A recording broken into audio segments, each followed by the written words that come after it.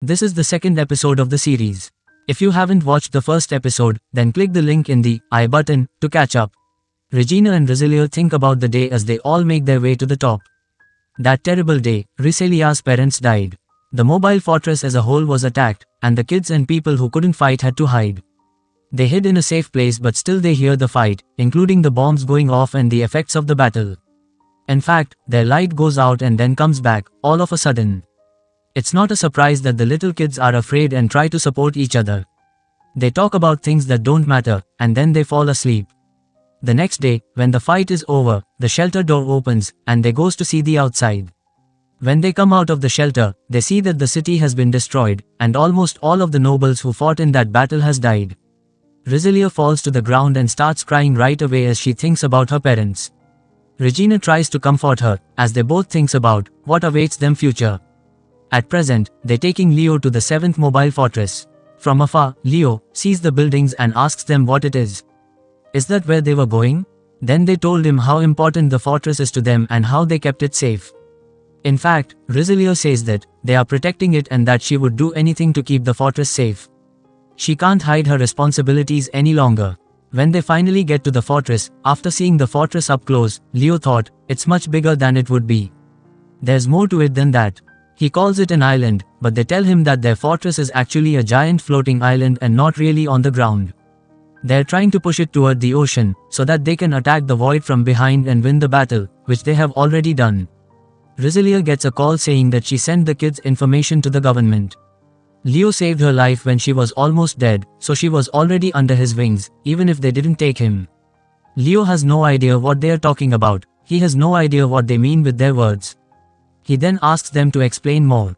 They tell him that they believe he is one of the lost children from Void's invasion and that they are sure his family has been looking for him. They offer to find his home, until that time he can join the school. While Rosalia tries to explain how it works to him, Regina says she has to leave and asks to get everything they need from the store. Regina leaves, and Rosalia tells Leo that he needs to stay there for tests before he can join the school. The tests are standard procedures that all new members must go through.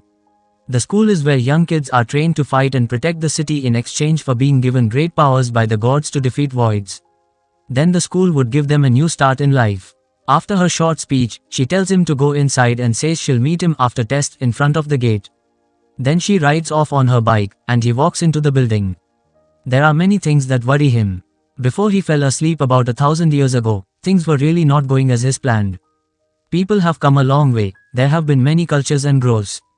There are now other enemies they have to fight. The voids, he thinks he cannot do well in fight, even if he is ready to fight to stay alive, but now he turned into a child? In that section, he chooses to call his best friend and mate from his old life for some assistant. They hear him and come running. It's the first time they've seen him in over 1,000 years. They pick up the words of their master right away, and they greet him. They say they had been in deep sleep too, for all those years and are so glad to see him. Blackus asks him, though, what's the deal with his new body? He says his attempt to reincarnate failed and change back into the form he had when he was a human. The reason Black US wouldn't know how he looked as a human hero is because he met Black US after he turned into a demon. Shri tells Lord that he looks really cute and that the new shape fits him, but Black US doesn't care about his new look. She can tell right away that he doesn't like what she said, and he says sorry right away. Then he tells them he has come to ask them for a favor and calls them here. Their job is to help him with something, and they said they are ready to do it. They have also seen how people have changed. Leo agrees that things have changed, so much that he needs more knowledge before he can act. They are not the same civilized people that they have 1,000 years ago. Leo asked to help him find out what humans have been doing to prepare for the Demon Lord's return. Since humans don't know much about the Demon Lord, he tells his servants to be very careful and not to use anything that could reveal them. Since human civilization have advanced after Void's attack, they didn't want to get caught. When Shri asks Leo what he plans to do next and if he will follow back them to where they have hidden, he says he isn't going. He is in a body, and bodies have needs. Like clothes, food, and a place to stay, and living with people is the best way for him to get them. He says he will staying at the academy with the people who had reached out to him so he can also use that time to learn more about humans and their new culture.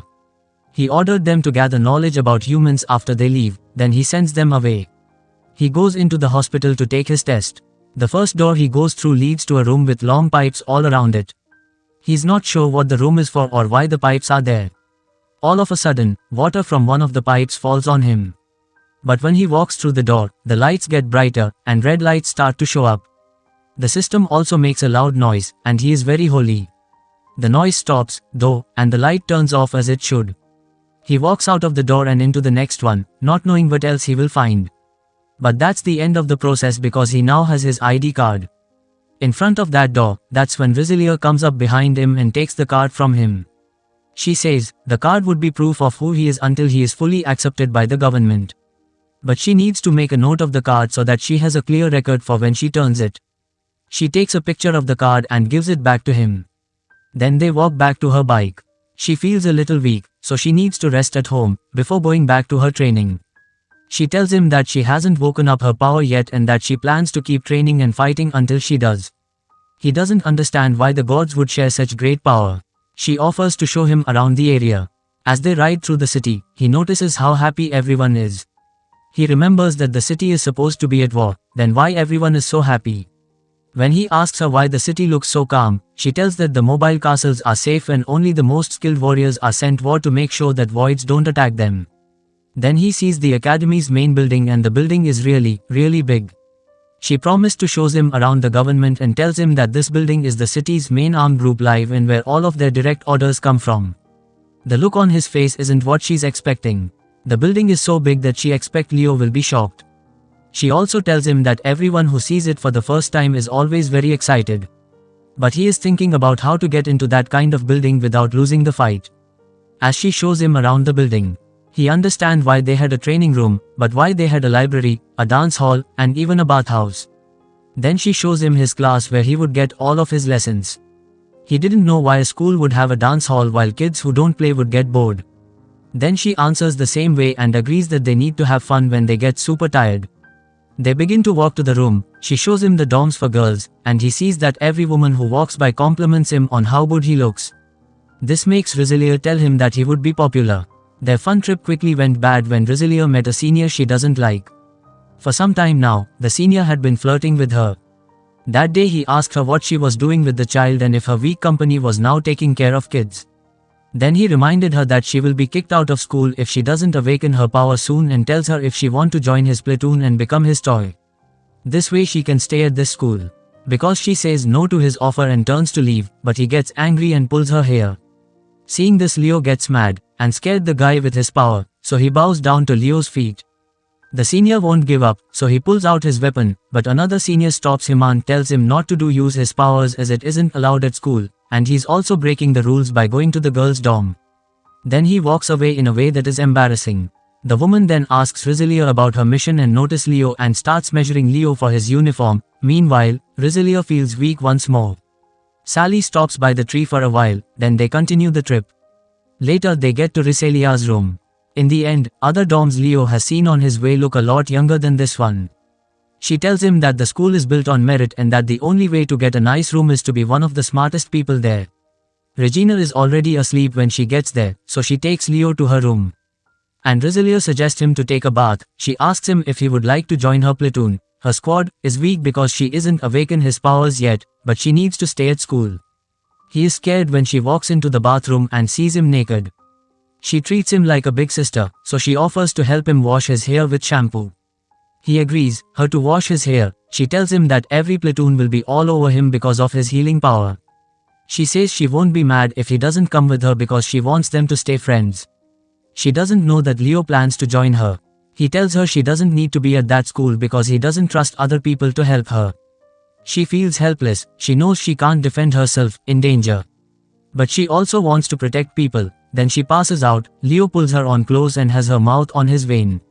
He tells her that he was lying. That he has healing powers, he only has dark powers. He informs her at the end of the show, the real Rizalier died in the ruins.